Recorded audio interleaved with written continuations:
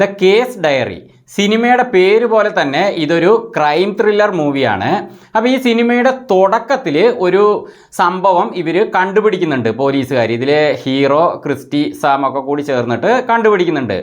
അത് കണ്ടുപിടിക്കാനായിട്ട് അവിടെ ഇത് ശരിക്കൊരു ഇൻവെസ്റ്റിഗേഷൻ മോഡലിൽ അങ്ങനെ പോകേണ്ട ഒരു കഥയാണല്ലോ. പക്ഷേ ഈ വില്ലന്മാരുണ്ട് എന്ന് പറയപ്പെടുന്ന സ്ഥലത്തേക്ക് ക്രിസ്റ്റി സാമും കൂട്ടരൊക്കെ പോയിട്ട് അവിടെ വെച്ചിട്ട് വില്ലന്മാർ തന്നെ മുന്നിക്ക് വന്നിട്ട് ഇതാ ഞങ്ങളെ പിടിച്ചോന്ന് കാണിക്കുന്ന പോലെയും അവിടെ വെറുതെ എടുത്തു ചാടി ഒരു ആക്ഷൻ ഉള്ള പോലെയൊക്കെയാണ് സിനിമയുടെ തുടക്കത്തിൽ വന്നിരിക്കുന്നത്. അങ്ങനെയാണ് ആ കേസ് അവർ തെളിയിക്കുന്നത്. അത് എങ്ങനെ ഇവരത് അറിഞ്ഞു അവിടെ ഉണ്ട് എന്നുള്ളത്, അത് എങ്ങനെ കണ്ടുപിടിച്ചു, ഒരു വിവരവുമില്ല. ഇവർ പോയതും വില്ലന്മാരെ കിട്ടുകയാണ്. അതുപോലെ ഇതൊരു ക്രൈം ത്രില്ലർ മൂവി ആണെന്ന് കാണിക്കാൻ വേണ്ടി ഒരു തുടക്കം വെച്ചതാണ്.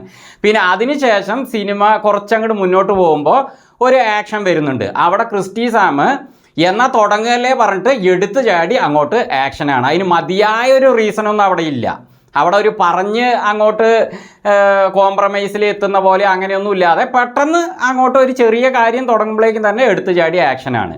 അത് കഴിഞ്ഞ് ഒരു ബസ്സിൽ വെച്ചിട്ട് ഒരു ആക്ഷൻ കാണിക്കുകയാണ് അടുത്തതായിട്ട്. അത് രാഹുൽ മാധവാണ് അതിൽ ആക്ഷൻ ചെയ്യുന്നത്.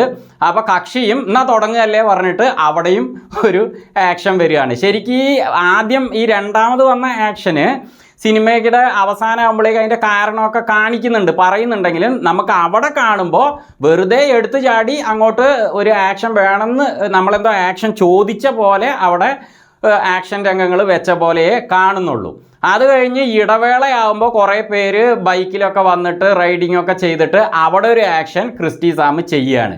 അത് കഴിഞ്ഞ് തന്നെ വിജയരാഘവൻ അച്ഛൻ കഥാപാത്രം പുള്ളിയെ അപ്രീഷിയേറ്റ് ചെയ്യുകയാണ്, അഭിനന്ദിക്കുകയാണ്. അവിടെ ഇടവേള വരികയാണ്. അത് കഴിഞ്ഞ് സിനിമ മുന്നോട്ട് പോകുമ്പോൾ വീണ്ടും അടുത്തൊരു ആക്ഷൻ, അതൊരു ലേഡി കഥാപാത്രമാണ് ചെയ്യുന്നത്. അതിനെക്കുറിച്ച് ഞാൻ പിന്നെ പറയാം. അത് കഴിഞ്ഞിട്ട് വീണ്ടും ഒരു ആക്ഷൻ വരുന്നുണ്ട്. പിന്നെ സിനിമയുടെ അവസാനമാകുമ്പോഴേക്കും എവിടുന്നോ ചാടി പുറപ്പെട്ടിട്ട് നമ്മുടെ റിയാസ് ഖാൻ മുന്നിൽ വന്ന് നിൽക്കുകയാണ്. പിന്നെ പുള്ളിയും എന്തൊക്കെ കുറേ ഡയലോഗൊക്കെ പറഞ്ഞിട്ട് പുള്ളിയാണ് മെയിൻ എന്നുള്ള രീതിയിലൊക്കെ വന്നിട്ട് അവിടെയും ഒരു ആക്ഷൻ. നമുക്ക് നോക്കുമ്പോൾ എന്തോ ആക്ഷൻ വേണം എന്നുള്ളത് കൊണ്ട് കുറേ ആക്ഷൻ പോലെ അങ്ങനെ പോവാണ്. പിന്നെ ഇതിലൊരു 2-3 പാട്ടുകളുണ്ട്. ആ പാട്ടുകളുടെ ഇടയിലും മറ്റുമായിട്ട് ഇതിൻ്റെ സിനിമാറ്റോഗ്രാഫി ചെയ്തിരിക്കുന്ന സുകുമാർ മാക്സിമം ഗ്ലാമറസായ കാര്യങ്ങൾ കൊണ്ടുവരാൻ ശ്രമിച്ചിരിക്കുകയാണ്. അതായത് ഇതിലെ ലേഡി കഥാപാത്രങ്ങളെ മാക്സിമം അവരോട് ആ ഗ്ലാമറസ് ആയിട്ട് എടുക്കാൻ ശ്രമിച്ചിരിക്കുകയാണ്. പിന്നെ അതേപോലെ തന്നെ ശരിക്കും പറഞ്ഞാൽ ഇതിൽ കുറേ ആക്ഷൻ, കുറച്ച് പാട്ട്, പിന്നെ കുറേ ഗ്ലാമറസ് കാര്യങ്ങൾ അതൊക്കെ കൊണ്ടുവന്നു കഴിഞ്ഞാൽ ഒരു സിനിമയായി എന്നാണ് ഇവർ കരുതിയിരിക്കുന്ന പോലെയാണ് ഈ സിനിമ കാണുമ്പോൾ തന്നെ ഓരോ സീനിലും നമുക്ക് തോന്നുന്നത്. അപ്പം അങ്ങനെ കുറേ ആക്ഷനും പാട്ടും ഗ്ലാമറസായ കാര്യങ്ങളും കൊടുത്തു കഴിഞ്ഞാൽ സിനിമ ഓടുമെന്ന് ഇവർ പ്രതീക്ഷിച്ചിരിക്കുകയാണെന്ന് തോന്നുന്നു. പിന്നെ ഇതിലെ hero Christy Sam, Ashkar Saudan, പുള്ളി സിനിമയുടെ തുടക്കത്തിലൊക്കെ പുള്ളിയുടെ അഭിനയം അത്ര പോരാ. അത് ഇനിയും കുറേ ശരിയായി വരാനുണ്ട്. പുള്ളിയുടെ വളരെ വേണ്ടപ്പെട്ട ഒരാൾ ഇയാൾ പോലും അറിയാതെ, ഈ ക്രിസ്റ്റി സാം പോലും അറിയാതെ ഇയാളെ പോലെ തന്നെ ഒരു വേണ്ടപ്പെട്ട ഒരാൾ, ഇയാൾ രക്തബന്ധം പോലെ ഒരാൾ ഉണ്ട് എന്ന് ഇയാൾ അറിയുകയാണ്. അപ്പോൾ അത് അറിയുമ്പോൾ അതിൻ്റെ ഒരു ജിജ്ഞാസ മുഖത്ത് വരണമല്ലോ. അതേപോലെ തന്നെ അയാൾ ഇപ്പം ഇല്ല, മരണപ്പെട്ടു എന്നും അവിടെ പറയുന്നുണ്ട്. അപ്പോൾ അതിൻ്റെ ഒരു വിഷമം മുഖത്ത് വരണമല്ലോ. ഒന്നും വരുന്നില്ല. അദ്ദേഹം വെറുതെ അത് കഥ ആണോ എന്ന് നമ്മൾ കേട്ടിരിക്കില്ലേ, അതുപോലെ കഥ കേൾക്കുന്ന പോലെ കേട്ടിട്ട് അവിടെ ഡയലോഗുകൾ പറയുകയാണ്. ഡയലോഗും കാര്യങ്ങളൊന്നും ക്രിസ്റ്റി സാമിൻ്റെ അവിടെ അഭിനയം കാര്യങ്ങളൊന്നും അത്ര പോരാ.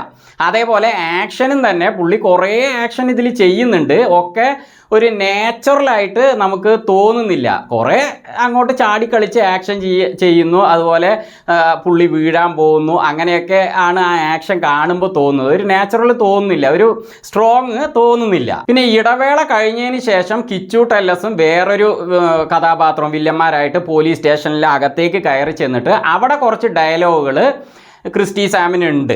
അത് സീരിയസ് ആയി പ്രജ സിനിമയിലൊക്കെ വരുന്ന പോലത്തെ ഡയലോഗുകളില്ലേ, കുറേ ഭയങ്കര ഡയലോഗ്, അതുപോലത്തെ ഡയലോഗ് ഇതിൽ ഉൾപ്പെടുത്താൻ ശ്രമിച്ചിരിക്കുകയാണ്. അപ്പോഴും സിനിമ നല്ല ചൂട് പിടിക്കും എന്ന് കരുതിയിട്ടാവും.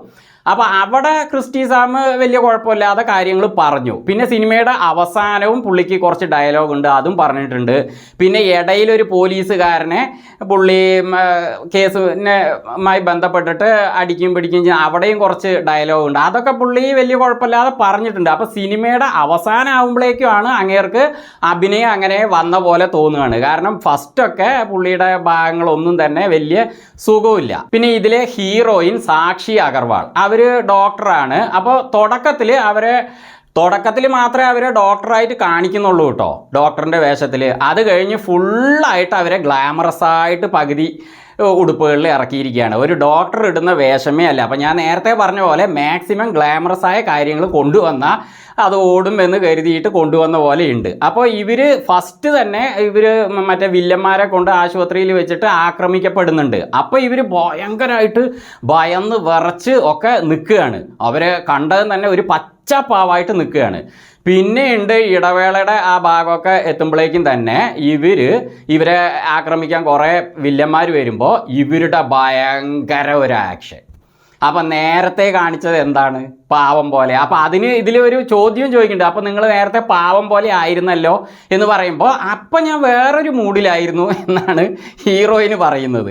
അപ്പോൾ വേറെ മൂഡിലായാലും ഇങ്ങനെ ആക്രമിക്കാൻ വരുമ്പോൾ ഇത്രയും വലിയ ഹീറോയിസം ഉള്ള ആളാണെങ്കിൽ, ആക്ഷൻ ഒക്കെ ചെയ്യുന്നവരാണെങ്കിൽ അവിടെ ആക്ഷൻ ചെയ്യുമല്ലോ. ഒന്നുമില്ലാതെ ആ സീനുകളിൽ വളരെ പച്ചപ്പാവായിട്ട് ഇവരുടെ അടുത്ത് നിന്ന് ആക്രമിക്കപ്പെടുകയാണ്, മറ്റേ കത്തിയിലൊക്കെ കീറൊക്കെ വാങ്ങുകയാണ്.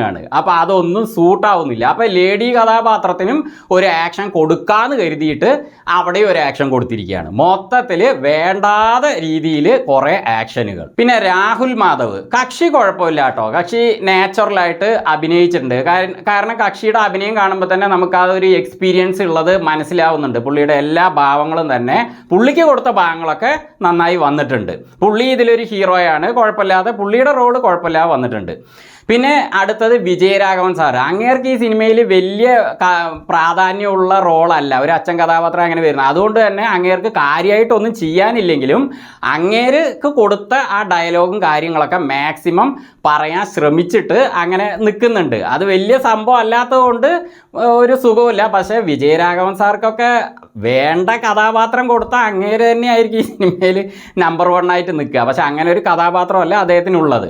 പിന്നെ അതേപോലെ ബാല ഇതിൽ വില്ലനായിട്ട് പുള്ളി നാച്ചുറലായിട്ട് അഭിനയിച്ചിട്ടുണ്ട് കേട്ടോ. പുള്ളിയുടെ ആ ഒരു എല്ലാ സംഭവങ്ങളും തന്നെ വില്ലൻ റോളിൽ നന്നായി വന്നിട്ടുണ്ട്. സിനിമയുടെ തുടക്കത്തിൽ 2 സീനുകളിൽ ഇവർ സംസാരിക്കുമ്പോൾ ആ ലിപ്പ് അനങ്ങുന്നുണ്ട്. അതിന് ശേഷമാണ് പിന്നെ ഓഡിയോയൊക്കെ വരുന്നത്. അപ്പോൾ ഓഡിയോ ഡബ് ചെയ്യുന്ന സമയത്ത് ഉള്ള പ്രശ്നങ്ങൾ അവിടെ 2 സീനിൽ കാണുന്നുണ്ട്. അതേപോലെ ഇതിൻ്റെ എഡിറ്റിംഗ് ചെയ്തിരിക്കുന്നത് ലിജോ പോളാണ്. കുഴപ്പമില്ലാത്ത എഡിറ്റിംഗ് ആണ്.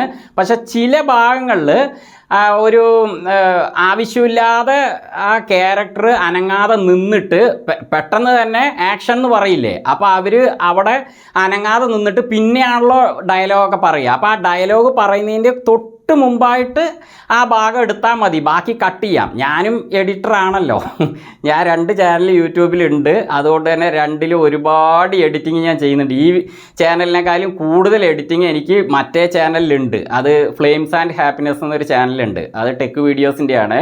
അപ്പോൾ എനിക്കറിയാം എവിടെ കട്ട് ചെയ്യണം, എവിടെ സ്ലോ മോഷൻ കൊടുക്കുക എല്ലാം അറിയാം. അപ്പോൾ അവിടെ ഒരു 10 സെക്കൻഡ് ആവശ്യമില്ലാതെ വന്ന പോലെ തോന്നി. അത് ക്രിസ്റ്റി സാമിൻ്റെ ഒരു സീനാണ്. അപ്പോൾ അതായത് അഷ്കർ സൗദൻ്റെ ഒരു സീനിലാണ്. അപ്പോൾ അതൊക്കെ കുറച്ച് കട്ട് ചെയ്യാമായിരുന്നു. എന്നാലും എഡിറ്റിങ് കുഴപ്പമില്ല, ബാക്കി ഭാഗങ്ങളൊന്നും വലിയ കുഴപ്പമില്ല. ഇനി ഈ സിനിമയുടെ കഥ. ഈ സിനിമയ്ക്ക് നല്ലൊരു കഥയുണ്ട് കേട്ടോ. ഇതിലൊരു സസ്പെൻസ് ഒക്കെ ഉണ്ട്. തുടക്കത്തിൽ ഇങ്ങനെയൊക്കെ പോയാലും അവസാനമാകുമ്പോഴേക്ക് ഇങ്ങനെയാണോ ഇവർ ഉദ്ദേശിച്ചത്, ഇതിനാണോ ഇങ്ങനെ ചുറ്റുവരിഞ്ഞ് പോയതെന്ന് മനസ്സിലായി. അത് നല്ല സസ്പെൻസ് ഉള്ള സംഭവങ്ങളാണ്. പക്ഷേ അത് തിരക്കഥയിൽ ഇവർ ഫലിപ്പിച്ചിട്ടില്ല. തിരക്കഥ അത്ര പോരാ. അതുകൊണ്ട് തന്നെ സിനിമയിൽ എവിടെ നോക്കിയാലും ആക്ഷൻ, വെറുതെ ചാടി വീണ ആക്ഷൻ, അതേപോലെ പെട്ടെന്ന് പാട്ട്, പിന്നെ കുറേ ഞാൻ നേരത്തെ പറഞ്ഞ പോലെ ഗ്ലാമർ കാര്യങ്ങൾ. അതായത് ഈ സിനിമയിൽ വല്ലാതെ ഗ്ലാമർ അങ്ങനെ കാണിച്ചു എന്നല്ല ഞാൻ പറയണത്, അതിനൊക്കെ ശ്രമിച്ചിട്ടുണ്ട് ക്യാമറയിൽ. അത് പാട്ടുകളിലും മറ്റ് സീനുകളിലൊക്കെ കണ്ടാൽ അറിയാം. അപ്പോൾ അങ്ങനെ പോവുകയാണ് ഈ സിനിമ. അങ്ങനെ സിനിമ അത്ര പോരാ, എനിക്കിത് ബിലോ ആവറേജ് ആയിട്ടാണ് തോന്നിയത്.